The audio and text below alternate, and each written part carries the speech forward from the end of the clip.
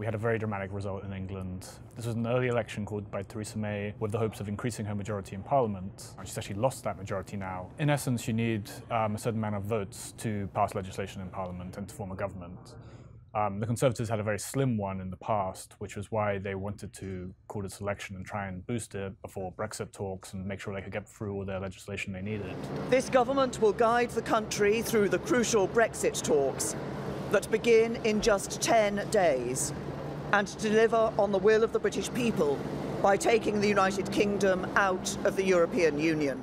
They now don't have a majority on their own, which means they'll have to rely on the DUP to get votes through. There's no real sort of sense that DUP will always go along with them. And immediately after the results came out, there were calls for Theresa May to step down. There's no way you can look at this and not think it's a huge mistake for her.